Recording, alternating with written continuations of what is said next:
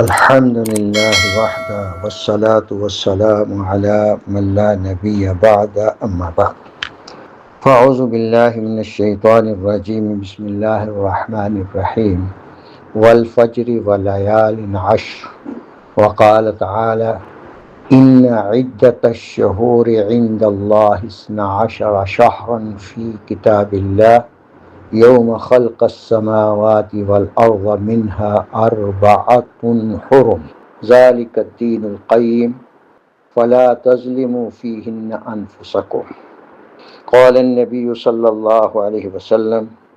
من تمسك بسنتي عند فساد أمتي فله أجر 100 شهيد اللهم صل على محمد وعلى آل محمد كما صليت على إبراهيم وعلى آل إبراهيم إنك حميد مجيد اللهم بارك على محمد وعلى آل محمد كما باركت على إبراهيم وعلى آل إبراهيم إنك حميد مجيد رب اشرح لي صدري ويسر لي أمري واحلل عقدة من لساني يفقهوا قولي رب زدني علما والحقني بالصالحين سبحانك لا علم لنا إلا ما علمتنا إنك أنت العليم الحكيم يا رب صل وسلم دائما أبدا على حبيبك خير الخلق كلهم هو الحبيب الذي ترجى شفاعته لكل حول من الأحوال مقتحم اللہ جل جلالہ بہت ہی عظیم اور بڑی ذات ہے۔ اللہ کریم جل جلالہ نے اس کائنات کے اندر مختلف چیزوں کو مختلف انداز سے فضیلتیں عطا فرمائی ہیں۔ جیسے مخلوقات میں سب سے بڑی فضیلت اللہ نے انسان کو عطا فرمائی، اور پھر انسانوں میں سب سے عظیم اللہ جل جلالہ نے انبیاء علیہ السلام کو بنایا، اور انبیاء علیہ السلام کے بارے میں اللہ قرآن میں فرماتے ہیں تلک الرسل فضلنا بعضهم علی بعض، یہ رسول ان میں سے بعض کو بعض پر ہم نے فضیلت دی، اور سب سے افضل ہمارے آقا امام الانبیاء سید قونین رحمت کائنات خاتم المرسلین حضرت محمد رسول اللہ صلی اللہ علیہ وآلہ وسلم ہیں۔ اور ایسے ہی اللہ جل جلالہ نے شہروں میں سب سے زیادہ امن والا شہر مکہ مکرمہ کو بنایا، اور ایام میں اللہ جل جلالہ نے سب سے عظیم دن اشہر حرم میں ذوالحج کا پہلا عشرہ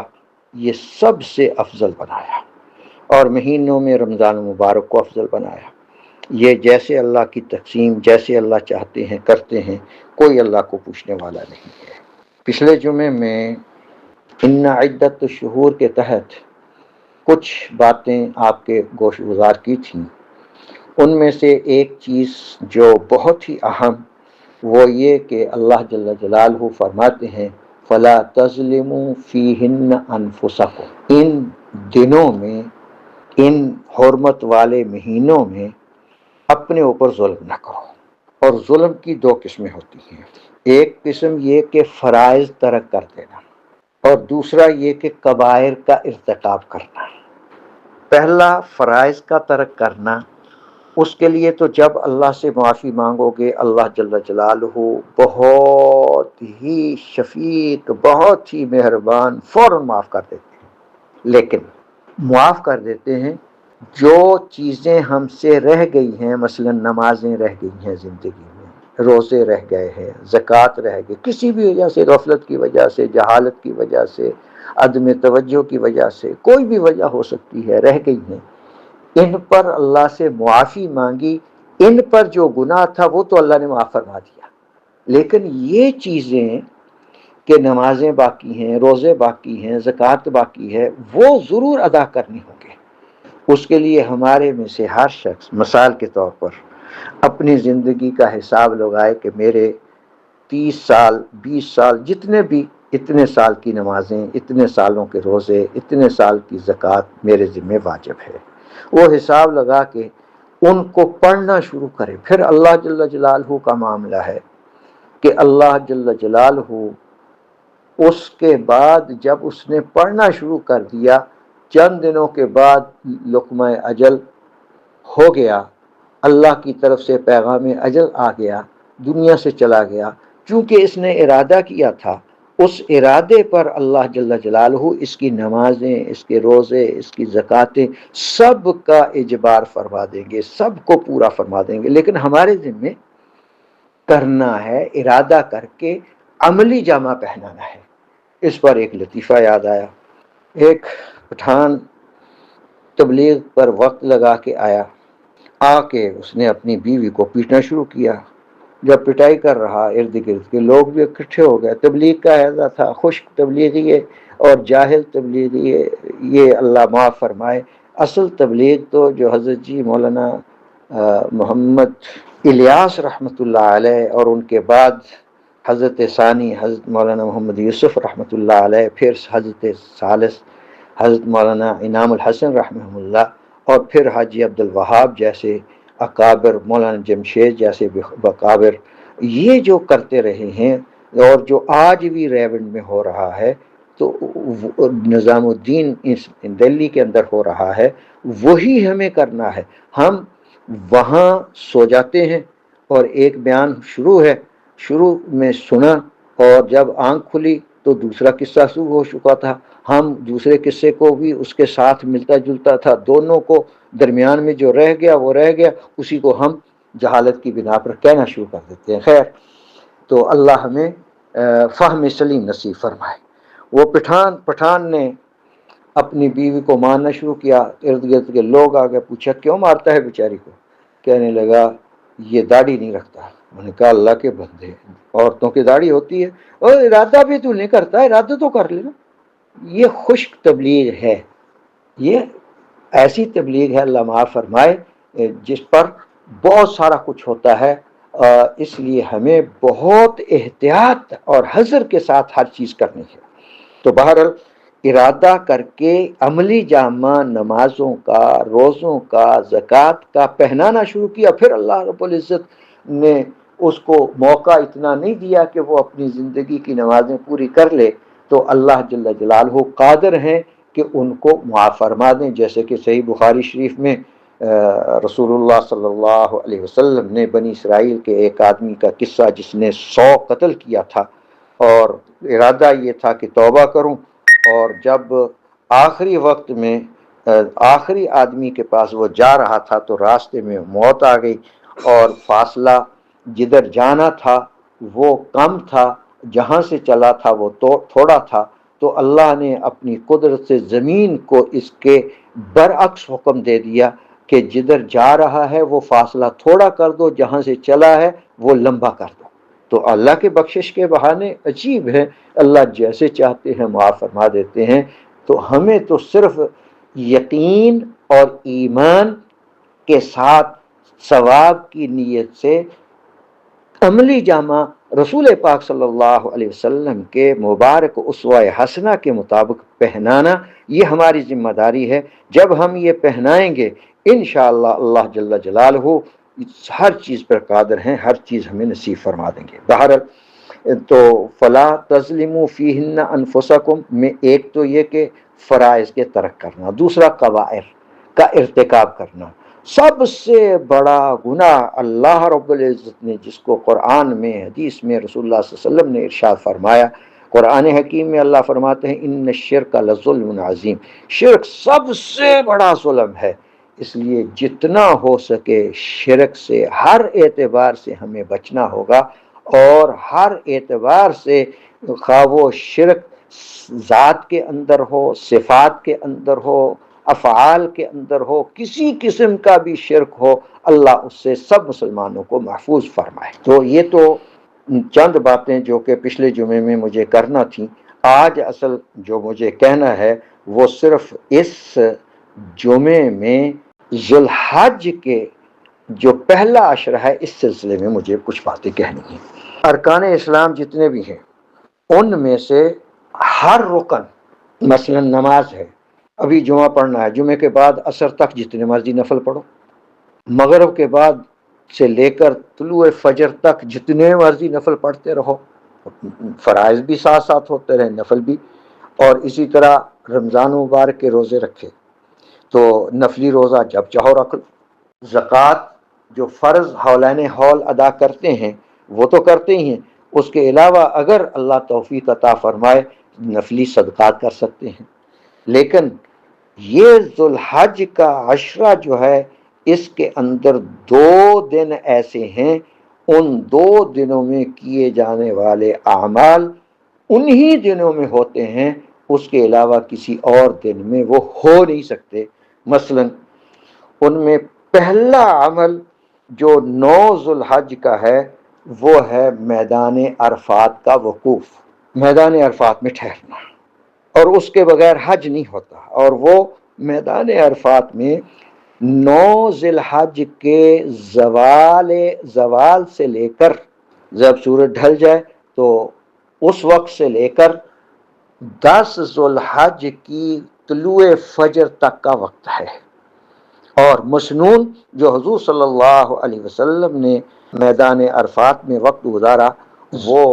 زوال آفتاب سے لے کر غروب آفتاب تک تھا۔ اور اگر کوئی شخص اس وقت میں نہ جا سکے تو بعد میں چلا گیا، آپ دیکھو اپنے آقا صلی اللہ علیہ وسلم نے کتنی شفقت فرمائی اللہ کے حکم پر، اللہ کتنے شفیق ہیں، یہاں تک ارشاد فرمایا کہ اگر کوئی شخص حج کرنے کے لیے جا رہا ہے اور وہ اپنی سواری پر، مثلا اپنے اس زمانے میں گدھے ہوتے تھے، اونٹ ہوتے تھے، گھوڑے ہوتے تھے، کھچر ہوتے تھے، یہی سواریاں تھیں اس زمانے میں، تو اگر کوئی شخص اپنے گدھے پر سوار ہو کر جا رہا ہے اور وہ سو گیا، اور 9 ذوالحج کے زوال آفتاب سے لے کر 10 ذوالحج کی طلوع فجر کے مابین اس کی سواری ایک لمحے کے لیے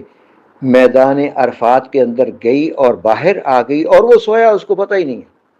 تو اللہ کتنے شفیق ہیں، اس آدمی کا حج بھی قبول فرما لیتے ہیں کہ یہ آیا تو ہے جہاں میرا حکم ہے اس میدان میں، جیسے میں نے پچھلے جمعے میں عرض کیا تھا کہ اس میدان میں جانے سے کیا ہے، بظاہر کوئی چیز ہمیں نظر نہیں آتی، جیسے بعض لوگوں نے نماز کے فوائد لکھے ہیں کہ یہ بہترین پریڈ ہے اور اس سے جسم کی ورزش ہو جاتی ہے، معاذ اللہ اگر اس کے لیے کرتے ہیں تو کوئی فائدہ نہیں ہے۔ ایسے ہی حج کے لیے کوئی ظاہراً کوئی چیز نظر نہیں آتی کہ عرفات کے میدان میں، حالانکہ میں نے پچھلے جمعے میں یہ بات کہی تھی کہ اگر وہاں جا کے دعائیں مانگنی ہے تو اپنے ہوٹل پہ دعا مانگ لے، اور اے سی لگا ہوا ہے اور سہولت کے ساتھ زیادہ عمدہ طریقے سے دعا مانگی جا سکتی ہے، لیکن وہاں جانا اللہ کا حکم ہے، ہم امتثال امر کی بنا پر اللہ کا حکم سمجھ کے وہاں جاتے ہیں اور ہمیں وہاں جانا چاہیے۔ تو بہرحال ایک تو یہ 9 ذوالحج کا جو عمل ہے حج کے لیے جو رکن اعظم ہے وقوف عرفات، یہ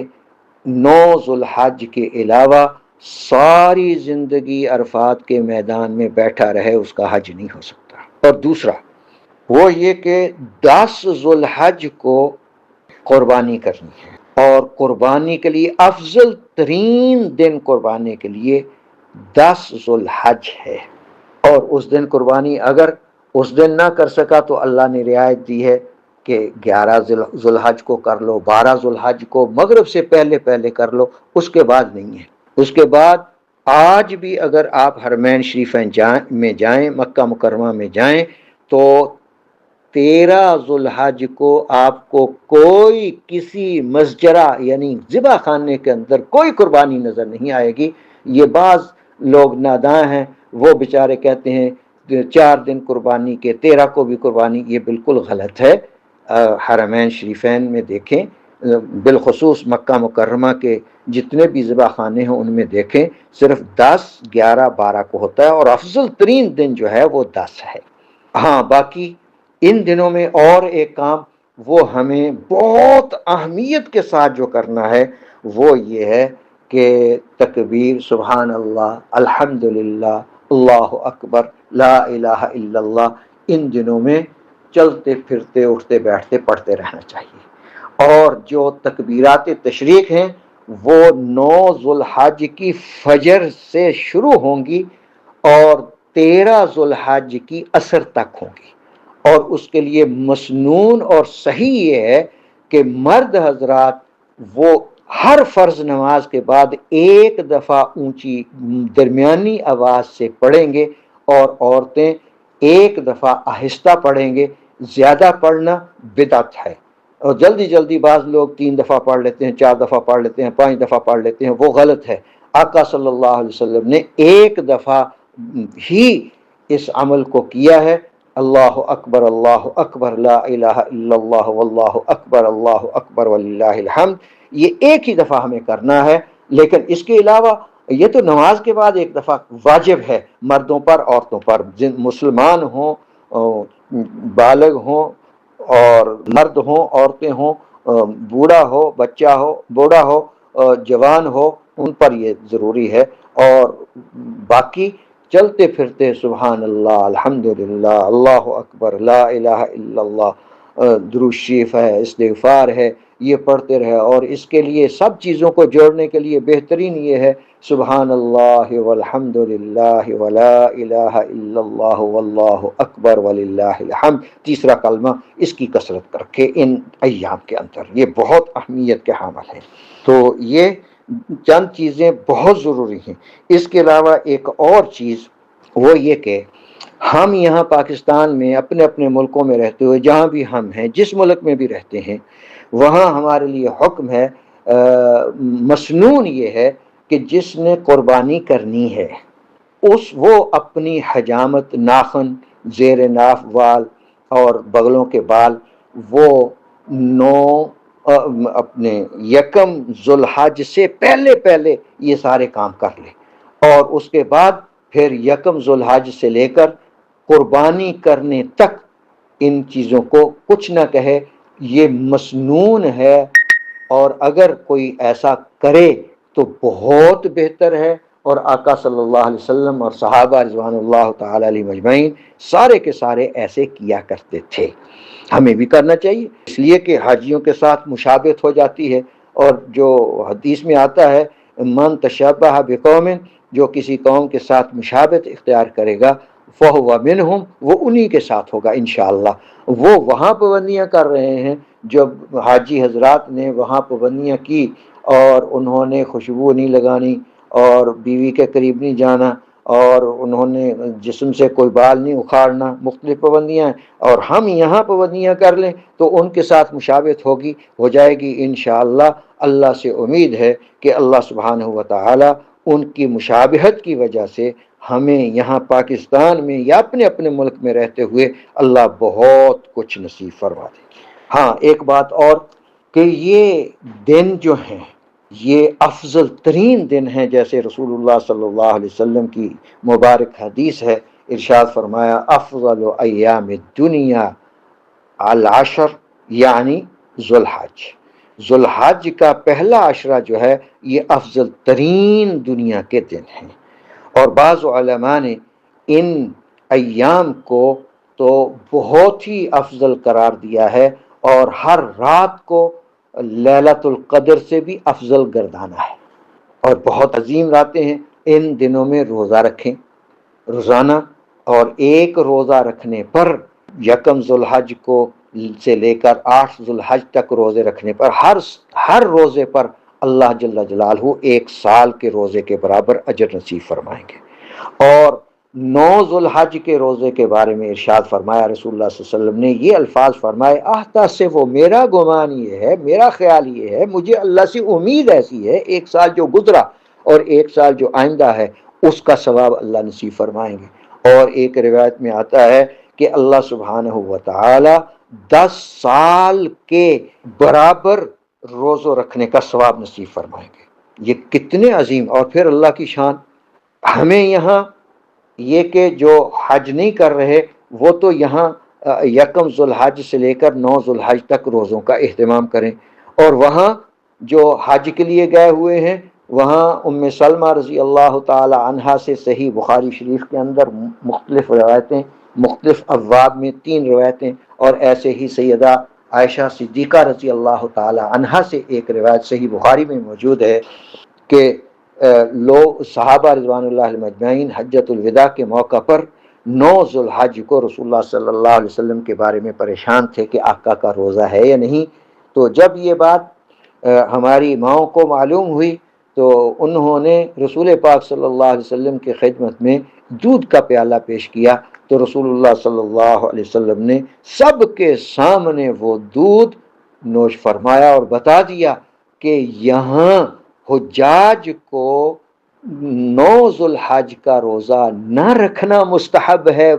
بہتر ہے، اس لیے کہ بہت ساری عبادات کرنی ہوتی ہیں، حاجی حضرات بہت مشغول ہوتے ہیں، تو دعائیں مانگنی ہوتی ہیں۔ خود رسول اللہ صلی اللہ علیہ وسلم نے میرے اور آپ کے لیے، پوری امت مسلمہ کے لیے، قیامت تک کے آنے والے انسانوں کے لیے 6 گھنٹے کھڑے ہو کر میدان عرفات میں دعائیں فرمائی ہیں۔ تو اس لیے وہاں روزہ حجاج کے لیے نہیں ہے، یہ ہمارے لیے کہ ہم روزہ رکھیں۔ اللہ کا حکم ہمارے لیے اور ہے، وہاں اور ہے۔ وہاں یہ ہے کہ بہتر نہ رکھنا اور ہمارے لیے بہتر رکھ لینا ہے۔ جو اللہ چاہیں اس کے مطابق اللہ جل جلالہ یہ اپنے فیصلے فرما دیتے ہیں، کوئی اللہ کو پوچھنے والا نہیں ہے۔ تو رسول اللہ صلی اللہ علیہ وآلہ وسلم سے پوچھا گیا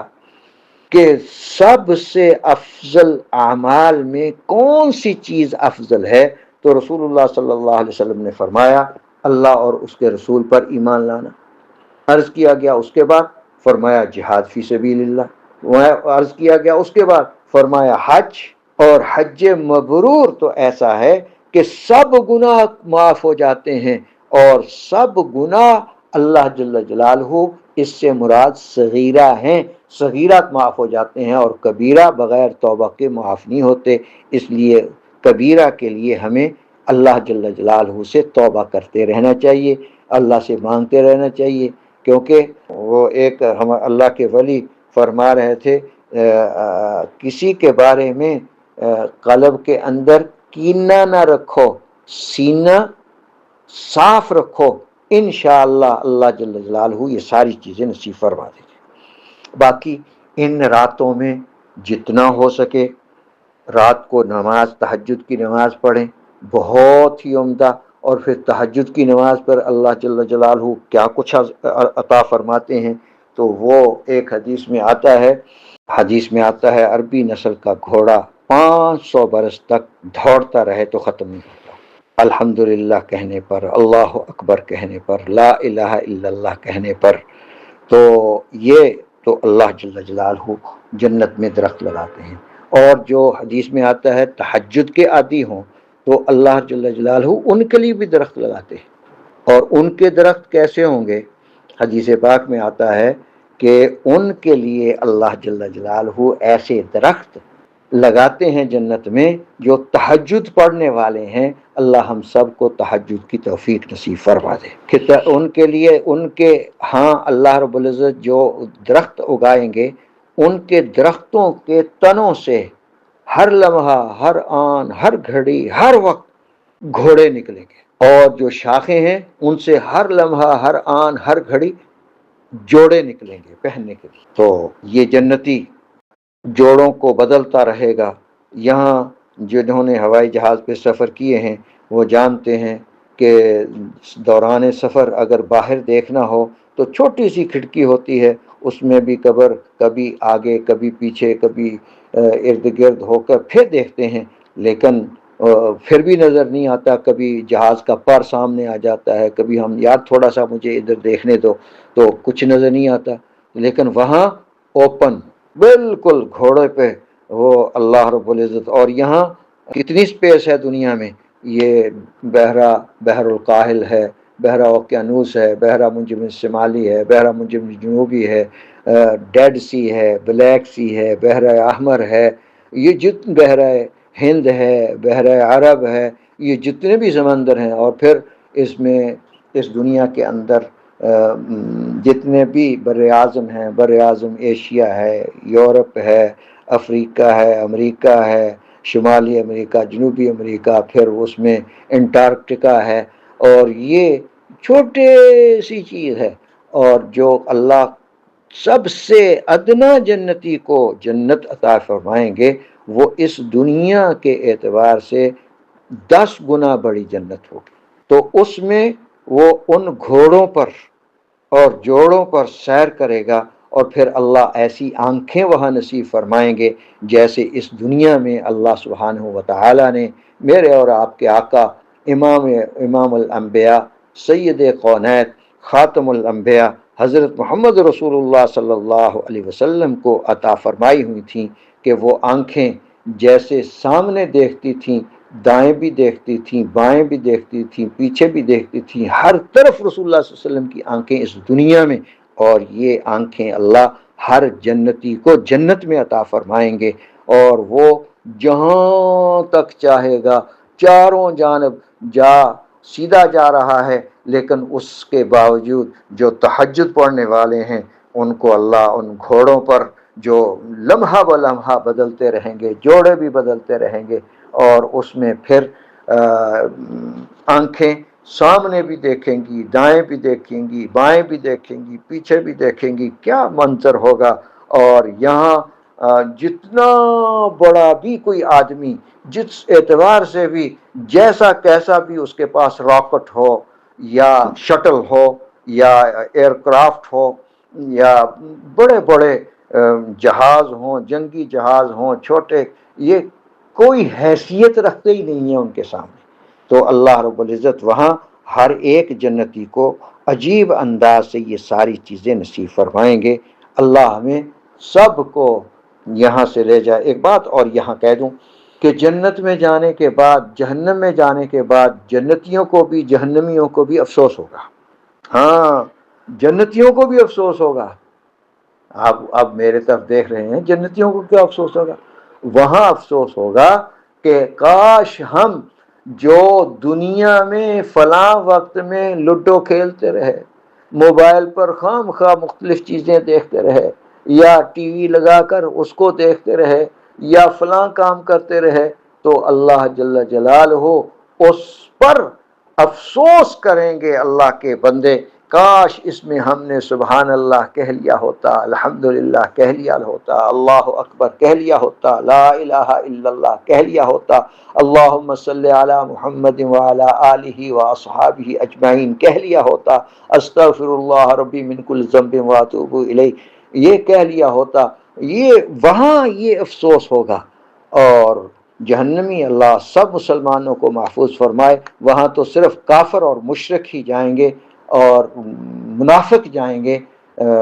یا دیکھ لو کہ مسلمانوں میں مدینہ منورہ میں کتنے منافق تھے، عبداللہ ابن سلول اور اس کی ذریت کتنی ساری، یہ وہاں اللہ رب العزت نے مدینہ منورہ میں رکھے ہوئے تھے۔ پھر اللہ رب العزت نے ان منافقوں کو بے نقاب بھی کیا۔ تو آج ہمارے معاشرے میں جگہ جگہ ہر جگہ منافق ہیں، ان منافقوں کے بارے میں ہم خود اپنے بارے میں سوچیں کہ ہم میں سے کوئی منافق تو نہیں ہے۔ تو بہرحال منافق مدینہ منورہ میں تھے، جیسے عبداللہ ابن ابی ابن سلول اور اس کی ذریت، تو اللہ نے ان کو بے نقاب کیا۔ ہم اپنے بارے میں سوچیں کہیں ہم تو منافق نہیں ہیں، کیونکہ قرآن حدیث پاک میں اللہ جل جلالہ نے فرمایا ان المنافقین فی الدرک الاسفل من النار، منافق جو ہوں گے وہ جہنم کے سب سے نچلے طبقے کے اندر ہوں گے۔ اللہ ہماری حفاظت فرمائے۔ بہرحال جہنم میں جہنمیوں کو افسوس ہوگا، جنت میں جنتیوں کو افسوس ہوگا۔ تو اس افسوس کو کہ ہمیں جنت میں جا کے افسوس ہو، تو اب ہی اس دنیا میں رہتے ہوئے اپنی زندگی کو اللہ رب العزت کے بتلائے ہوئے حکم جو آقا صلی اللہ علیہ وسلم کے مبارک اسوہ میں پنہا ہیں، اس کے مطابق پورا کرنے کی توفیق نصیب فرما دے۔ جب ہم نے یہ کر لیا تو انشاءاللہ پھر ہمیں کسی قسم کی کوئی پریشانی نہیں ہوگی، کسی قسم کی کوئی بھی وہاں جب ہم یہاں شروع کر دیں گے کہ ہمارا فلاں وقت بھی لگ جائے، فلاں وقت بھی لگ جائے، فلاں وقت بھی لگ جائے، تو میرے شیخ الحدیث حضرت مولانا محمد زکریا رحمۃ اللہ علیہ، ہمارے دادا مرشد، ان کے بارے میں ہم نے اپنے بڑوں سے سنا، زیارت تو ہم نے بھی کی، لیکن ہم نے اپنے بڑوں سے سنا ہے کہ ان کے بارے میں وہ ایک لمحہ کے لیے بھی فارغ نہیں رہتے تھے۔ اگر حدیث پڑھا رہے ہیں تو حدیث، اگر حدیث سے فارغ ہوئے ہیں تو ذکر میں لگ گئے، ذکر سے فارغ ہوئے ہیں تو وعظ و تبلیغ میں لگ گئے، اس سے فارغ ہوئے ہیں تو نصائح کرنے لگ گئے، اس سے فارغ ہوئے ہیں تو پھر اللہ اللہ کرنے لگ گئے. یعنی کوئی لمحہ کبھی تصنیف میں، کبھی ذکر میں، کبھی تدریس میں جو بھی بن پڑتا تھا ایک لمحے کے لیے بھی فارغ نہیں رہتے تھے. اللہ ہمیں بھی ایسا ہی بنا دے تو ہم بھی بن سکتے ہیں. اس زمانے کے، ہمارے زمانے کے وہ شیخ الحدیث ایسے تھے تو ہم نہیں ہو سکتے؟ ہمیں بھی اللہ کر سکتے ہیں، لیکن اس کے لیے اپنے ذہن کو رسول پاک صلی اللہ علیہ وسلم کے اسوہ حسنہ کے مطابق بنانے کے لیے ضرورت ہے، تو ہمیں بنانا ہے. تو اس میں ایک بات اور جو مجھے بہت ہی اہمیت کی حامل ہے وہ کہنی ہے، وہ یہ کہ اللہ رب العزت نے ان ایام کے کچھ فضائل بتائے ہیں، نام لیے ہیں خود اللہ نے. جمعے کا نام حدیث پاک میں جو اللہ رب العزت نے رسول پاک صلی اللہ علیہ وسلم سے ہم تک پہنچایا ہے، کے ذریعے ہم تک پہنچایا ہے، وہ یوم الشاہد ہے.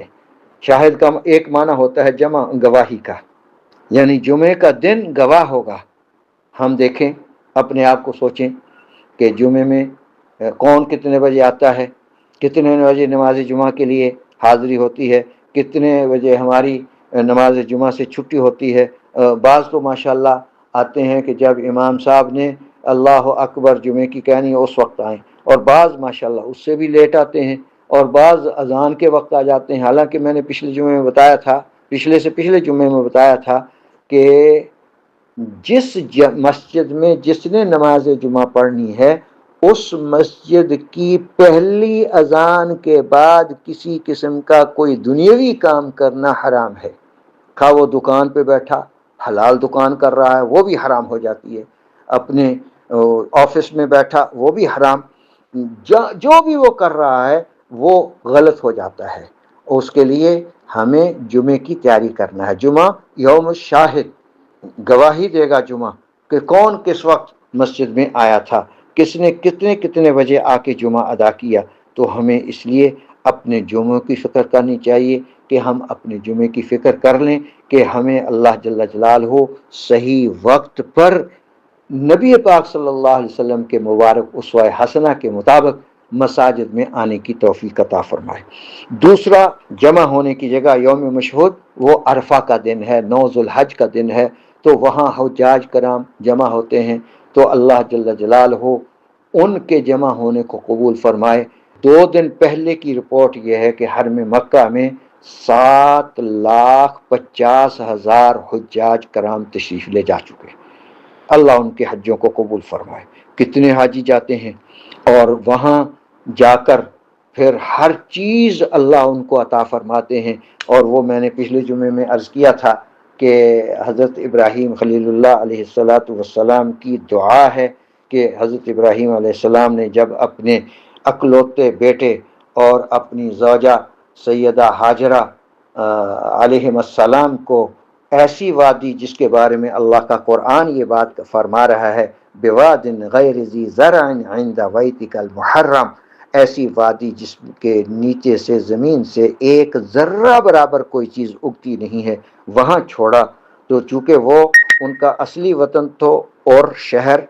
جو کہ عراق کے اندر، وہاں سے جب جوان ہوئے حکم ہوا کہ شام چلے جاؤ. پھر حضرت ابراہیم علیہ السلام شام آ گئے. جو میں نے پچھلے جو بتایا تھا، شام میں موجودہ شام کا علاقہ، فلسطین کا علاقہ، اسرائیل کا علاقہ، لبنان کا علاقہ اور یہ مصر کا کچھ علاقہ، یہ سارا شام اس وقت کا شام. اور یہاں اتنی سبزیاں، اتنے پھل کہ اتنی سرسبز اور بہترین پھل دنیا کے. تو ابراہیم جب یہاں چھوڑ کے جا رہے تھے تو اللہ سے دعا کی کہ اللہ ان کو پھلوں سے رزق دیتا. تو اب مکہ مکرمہ کسی وقت بھی آپ چلے جاؤ، 24 گھنٹوں میں ہر قسم کا پھل آپ کو وہاں ملے گا. ہمارے ایک ملک میں اس وقت نہ یہاں خوبانی ملتی ہے، اب نہ یہاں نہ کنو ملتا ہے، لیکن وہاں ابھی جاؤ آپ کو کنو بھی ملیں گے، خوبانی بھی ملے گی اور آم بھی ملیں گے، پکے ہوئے، ہر چیز پکی ہوئی ملے گی الحمدللہ. تو ایک دعا تو یہ کی تھی کہ اللہ اس کو پھلوں سے ان کو رزق دینا. دوسرا، اس شہر کو امن کا گہوارہ بنا دینا. اور کتنا امن ہے، کوئی وہاں کسی کو کچھ بھی نہیں کہہ سکتا، اور 24 گھنٹے وہاں کھلا ہے دن رات وہاں اتنا امن ہے کہ ایک لمحہ کے لیے بھی طواف بند نہیں ہوتا۔ نماز کے اوقات میں وہ بھی صرف جو نماز پڑھنے والے ہیں حرم کے وہاں، لیکن اللہ کی دوسری مخلوق، پرندے اور دوسرے ملائکہ، وہ طواف کرتے رہتے ہیں، اور ہر لمحہ، ہر آن، ہر گھڑی طواف ہوتا رہتا ہے۔ تو بہرحال ایک دعا کھانے پینے کی اللہ رزق دے، دوسرا امن کا گہوارہ، اور تیسرا اللہ لوگوں کے دلوں کو اس کی طرف کھینچ، یجبا الیہ افئدۃ الناس، لوگوں کے دل کھنچے ہیں۔ میں ایک جملہ عرض کیا کرتا ہوں کہ جس نے بیت اللہ کو دیکھا نہیں ہے وہ ترستا ہے، جس نے دیکھ لیا وہ تڑپتا ہے۔ اللہ رب العزت ہمیں وہاں بار بار مقبول حاضریاں دینے کی اپنے شان نشان توفیق مرحمت فرما دے۔ تو اس لیے وہاں جانا ہے تو اللہ کے نبی علیہ الصلاۃ والسلام، حضرت ابراہیم علیہ السلام نے دعائیں فرمائی ہیں۔ تو بہرحال یہ عرض کر رہا تھا کہ جمعہ کو یوم شاہد، اور عرفہ کے دن کو یوم مشہود، اور قیامت کا دن یوم موعود ہے۔ اللہ اکبر، یوم موعود ہے، وعدے کا دن ہے۔ تو اس وعدے کے دن میں اللہ رب العزت ہمیں ہر چیز سے نواز دے، ہمیں ہر چیز عطا فرما دے۔ اس کے لیے یہ ہے کہ اس دنیا میں ہم نبی پاک صلی اللہ علیہ وسلم کے اسوہ حسنہ کے مطابق ایک ایک قدم پھونک پھونک کر رکھیں گے تو اللہ جل جلالہ ہمیں یوم موعود میں وہ ساری نعمتیں عطا فرمائیں گے، جیسا کہ حدیث پاک میں رسول اللہ صلی اللہ علیہ وسلم نے ارشاد فرمایا کہ کچھ لوگ مشک کے ٹیلوں پر ٹہل رہے ہوں گے، اتنے میں حکم ہوگا چلو جنت میں۔ وہ لوگ پوچھیں گے حیرت زدہ ہو کر کہ وہ ہم سنا کرتے تھے کہ قیامت پلسرا، وہ کہے گا وہ سارا منظر جو کہ 50,000 برس کا ایک دن ہے، اور وہ ان کے لیے ایسے چند لمحوں کی تفریح کے برابر ہوگا، گزر جائے گا۔ یوم موعود ہے، ان کے ساتھ اللہ کا وعدہ ہے کہ جو اس دنیا میں اللہ کا حکم رسول پاک صلی اللہ علیہ وسلم کے مبارک اسوہ کے مطابق گزار کے زندگی جائے گا، اللہ جل جلالہ اس کو وہاں یہ ساری نعمتیں یوم موعود میں وعدہ ہے اللہ کا عطا فرما۔ تو اس لیے یہ مختلف ایام ہیں، ان کی ہمیں قدر کرنی ہے۔ اور پھر ابراہیم علیہ السلام نے کعبۃ اللہ کی تعمیر فرمائی تھی، اور کعبۃ اللہ کی تعمیر فرما کے جس کا قرآن میں تذکرہ موجود ہے، اللہ قرآن میں فرما رہے ہیں وَإِذْ يَرْفَعُ إِبْرَاهِيمُ الْقَوَاعِدَ مِنَ الْبَيْتِ وَإِسْمَاعِيلُ، ابراہیم و اسماعیل علیہ السلام جب بیت اللہ کی دیواروں کو، بنیادوں کو بلند فرما رہے تھے، اور پھر اس میں مختلف دعائیں کی ہیں، اور پھر وہ دعائیں اللہ نے ابراہیم علیہ السلام کی، چونکہ وہ جد الانبیاء ہیں، وہ اللہ نے قبول فرمائی ہیں، اور وہ ایسی قبول فرمائی ہیں کہ عیاں آنکھوں سے نظر آتا ہے کہ واقعی جیسے اللہ نے ابراہیم علیہ السلام کے بارے میں فرمایا ابراہیم الذی وفا، ابراہیم وہ ہے جس نے ہر معاملے میں وفا کی، ہر معاملہ جو اللہ نے ان کے سپرد کیا یہ کرنا ہے پورا کر کے دکھایا، وفا کر کے دکھائی۔ اور پھر قرآن میں آتا ہے کان ابراہیم امہ، اکیلے ابراہیم علیہ السلام ایک امت تھے، کہ یہ اتنا کام اللہ نے ان سے لیا ہے کہ وہ سارا کام، اور کہیں حنیف ان کے بارے میں آتا ہے، تو یہ سارے ان کے لقب مبارک ہیں۔ اللہ جل جلالہ نے ابراہیم علیہ السلام کے ذریعے سے یہ تعمیر کروایا ہوا بیت اللہ جو کہ چلا آ رہا ہے، اور پھر اس کے اندر مختلف ادوار میں مختلف انداز سے، جو میں نے کئی جمعوں میں انشاءاللہ پہلے بھی بتایا ہے کہ یہ پھر کس کس انداز سے، اور آج جو بنا ہوا ہے یہ حجاج بن یوسف کے زمانے کا بنا ہوا ہے، اسی طرح چلا آ رہا ہے، اور اس کے اندر اللہ نے وہ کشش، وہ جاذبیت رکھی ہے کہ آدمی دیکھتا ہی رہ جاتا ہے کہ اللہ جل جلالہ کا یہ گھر مبارک، یہ بیت اللہ، اور اس کے پتھر، بڑے بڑے پتھر، اور پھر اس کے اندر جاذبیت، کشش، اور اس کے اندر کتنی اللہ نے نورانیت اور جاذبیت اور کشش رکھی ہے کہ سارے لوگ وہاں جا کر بھی سیر نہیں ہوتے، وہ کرتے رہتے ہیں۔ تو بہرحال جو اگلا دن آ رہے ہیں یہ ذو الحج کے، یہ عشرہ بہت ہی مبارک عشرہ ہے، اس کی چند چیزیں میں نے آپ کے سامنے رکھی ہیں، تو اللہ ہمیں ان چیزوں پر عمل کرنے کی توفیق نصیب فرما دے، اس میں ہم اپنے حجامت بنوا لیں۔ بہتر تو یہ تھا کہ آج جمعہ بھی تھا، 2 دن کے بعد ذو الحج شروع ہو رہا ہے، آج ہی کروا لیتے اور دوبارہ پھر 2 دن کے بعد اپنی لبوں کو ٹھیک کروا لیں۔ اور یہ لبیں اور داڑھی کے بارے میں نبی پاک صلی اللہ علیہ وسلم کے ارشاد مبارک موجود ہیں، فرمایا اوفر اللحا وقف الشوارب، داڑھی کو معاف کر دو، ایک اوفر، واف اللحا کا معاف کر دو، اوفر اللحا بڑھاؤ اور مونچھوں کو کٹاؤ۔ تو اس لیے مونچھیں کٹوانی ہی ہیں، اور کتنی کٹوانی ہیں؟ علامہ طحاوی رحمۃ اللہ علیہ نے اس باب میں بہت ساری احادیث لائے ہیں کہ یہ ہماری بشرہ جو ہے، ہماری کھال جو ہے، یہ نظر آنی شروع ہو جائے، اتنی رگڑ کر، اور اگر کوئی رکھنا چاہے دونوں اطراف سے جو داڑھی کے ساتھ مل جائیں وہ بھی سنت ہے، تو وہ رکھ لیں۔ میری چونکہ یہ ہے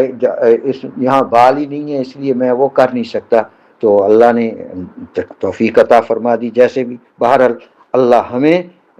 اس یہاں رہتے ہوئے حجاج کرام کی مشاہبت نصیب فرمائے، اور یہ جو 10 دن آ رہے ہیں ذو الحج کے، ان کو مکمل وصول کرنے کی، روزے کے ذریعے سے، نوافل کے ذریعے سے، اور لا اللہ اکبر، لا الہ الا اللہ، سبحان اللہ، الحمدللہ، اللہم صلی وسلم وبارک علی سید الاولین والآخرین، استغفر اللہ ربی من کل ذنب واتوب الیہ، جس انداز سے بھی اللہ جل جلالہ ہمیں توفیق عطا فرما دے، کثرت سے تیسرا کلمہ سبحان اللہ والحمد للہ ولا الہ الا اللہ واللہ اکبر ولا حول ولا قوت الا باللہ، یہ پڑھنے کی اللہ توفیق عطا فرما دے۔ اللہ رب العزت جو کہا ہے اس پر عمل کی توفیق نصیب فرما دے۔ اقول قولی ھذا استغفر اللہ لی ولکم ولسائر المسلمین والمسلمات فاستغفروہ انہ ھو الغفور الرحیم۔